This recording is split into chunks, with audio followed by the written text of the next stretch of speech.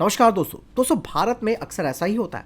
हम सवाल पूछते हैं जब संकट सामने आ चुका होता है। इंडिगो एयरलाइंस में जो हाल ही में हुआ है वो सिर्फ एक एयरलाइन की समस्या नहीं है दोस्तों, बल्कि ये हमारे लिए एक बड़ी चेतावनी है, खासतौर पर भारत के डिफेंस सेक्टर के लिए। यहाँ पर दोस्तों इंडिगो में असल में हुआ क्या था। इंडिगो कोई खराब एयरलाइन नहीं है, ना ही उसका कोई हादसा है, ना ही उसका कोई दिवालियापन आया सामने। सिर्फ इतना हुआ कि फ्लाइट ड्यूटी टाइम लिमिटेशन यानी कि FTTL के नए नियम लागू हुए, लेकिन क्योंकि भारत में लगभग 60% फ्लाइट्स एक ही एयरलाइन पर निर्भर है, तो असर पूरे देश पर पड़ा। 3000 से ज़्यादा फ्लाइटें कैंसिल हुई, एयरपोर्ट जाम, टिकट की कीमतें आसमान, यानी कि एक बड़ा झटका और पूरा सिस्टम इससे हिल गया। ये डिफेंस सेक्टर के लिए भी दोस्तों एक खतरे की घंटी है।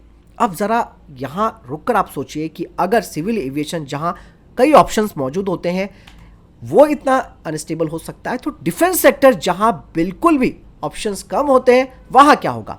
डिफेंस में अगर एक कंपनी, एक प्रोडक्शन लाइन और एक सर्टिफिकेशन सिस्टम फेल हुआ तो कोई बैकअप प्लान नहीं होता है। यहाँ पर दोस्तों भारत का जो डिफेंस प्रोडक्शन मॉडल है वो कुछ चुनिंदा संस्थानों पर टिका हुआ है। HAL, DRDO, DPSU जो MOD के अंदर ही आते हैं, और यहाँ पर सर्टिफिकेशन भी होता है, डिज़ाइन भी होता है, टेस्ट भी होता है, और यहीं सर्टिफाई भी होता है, और इवन सप्लाई भी होता है। मतलब एक ही सिस्टम अपना खुद का होमवर्क चेक करता है। यहाँ पर दोस्तों एक एग्जांपल ALH हेलीकॉप्टर का आप ले लो। इस साल नेवी और कोस्ट गार्ड के ALH हेलीकॉप्टर महीनों तक ग्राउंड रहे, लेकिन क्या हुआ, कोई राष्ट्रीय बहस नहीं हुई, कोई संसद में जवाबदेही नहीं। सब ने मान लिया कि ऐसा होता है।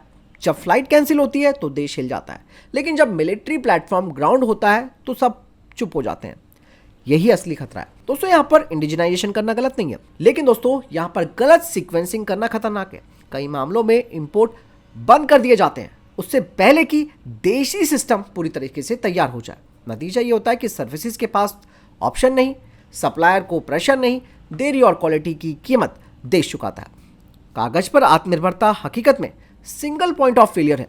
असल में दोस्तों प्रॉब्लम यह है कि पब्लिक सेक्टर मोनोपोली का कोई डर नहीं है, डिले की कोई सजा नहीं है, और ये सब इंडिगो के मामले में आपने देख लिया है। लेकिन दोस्तों यहाँ पर सबसे बड़ी प्रॉब्लम क्या है। प्रॉब्लम ये है कि इस तरीके की जो चीज़ें हो रही हैं वो अगर हमारे डिफेंस सेक्टर में हुई तो हमारे पास कोई ऑप्शन नहीं है। इंडिगो का ये संकट दोस्तों हमें ये सिखाता है कि जब पूरा सिस्टम एक ही खिलाड़ी पर टिका हो तो वो फ्रेजाइल हो जाता है। जब रेगुलेटर, डिज़ाइनर और ऑपरेटर बहुत करीब हो तो सवाल मर जाते हैं।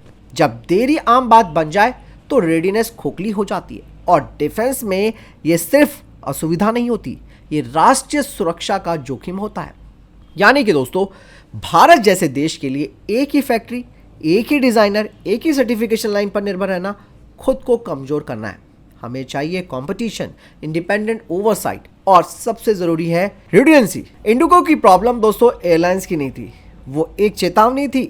अगर डिफेंस सेक्टर के लिए ये चेतावनी कहीं ज़्यादा गंभीर है तो इसके लिए बहुत सोचने की बात है। इसीलिए मोनोपोली एक ही संस्था के हाथ में नहीं होनी चाहिए, मनमाने तरीके से वो काम करेगी, और यही इंडिगो के मामले में हुआ है। और कल को अगर डिफेंस के मामले में भी अगर ऐसा होता है तो फिर, हालांकि मैं एक यहाँ पर न्यूट्रल बात कहना चाहूँगा कि भारत ने अब प्राइवेट सेक्टर की कंपनियों को भी इन्वॉल्व करना शुरू कर दिया है डिफेंस सेक्टर में, चाहे वो L&T हो या आपकी टाटा हो, इसके अलावा महिंद्रा हो।